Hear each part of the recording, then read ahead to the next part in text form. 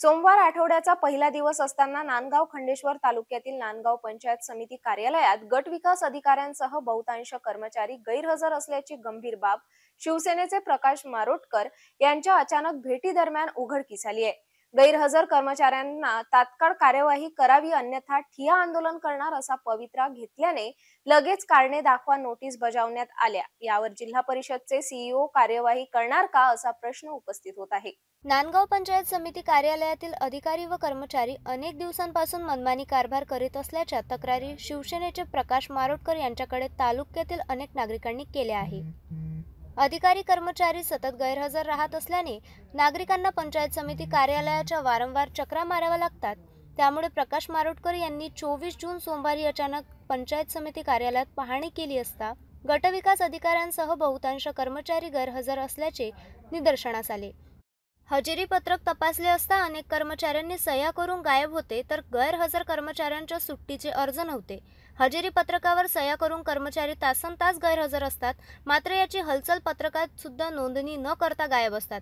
सकाळी 11 वाजता नंतर गटविकास अधिकारी हजर झाले आणि प्रकाश मारोटकर यांनी तत्काळ गैरहजर कर्मचाऱ्यांवर कारवाई करा अन्यथा कार्यालय सोडणार नाही असा इशारा दिल्यानंतर ताबडतोब गैरहजर कर्मचाऱ्यांना कारणे दाखवा नोटीस बजावल्या। मुख्य कार्यकारी अधिकारी यांच्याशी दूरध्वनीवरून तक्रार केल्यानंतर त्यांनी गैरहजर कर्मचाऱ्यांना बिनपगारी करण्याचे आदेश गटविकास अधिकारी यांना दिले। यावेळी शिवसेनेचे प्रकाश मारोटकर यांनी गटविकास अधिकारी यांना सुद्धा चांगलेच धारेवर धरले होते। पंचायत समिती कार्यालय नांदगाव खंडेश्वर येथे कर्मचारी गैरहजर राहून मनमानी कारभार करीत असल्याच्या अनेक तक्रारी तालुक्यातल्या नागरिकांनी माझ्याकडे काही दिवसापूर्वी केल्या होत्या। आज अचानक आठवड्याचा पहिला दिवस सोमवार असल्यामुळे मी सकाळी 11 वाजता पंचायत समिती कार्यालयात अचानक भेट दिली असता त्या ठिकाणी बहुतांश कर्मचारी गैरहजर होते। कुणाचाही रजेचा अर्ज नव्हता, परवानगीचा अर्ज नसताना सर्व कर्मचारी गैरहजर होते। एवढंच नाही तर गटविकास अधिकारी स्वतः गैरहजर होते। गटविकास अधिकारी जर स्वतः गैरहजर राहत असेल तर इतर कर्मचारी कसे काय हजर राहणं शक्य आहे। म्हणजे सांगायचं तात्पर्य एवढंच, राजा गैरहजर असला तर प्रजा कशी काय जागेवर येणार।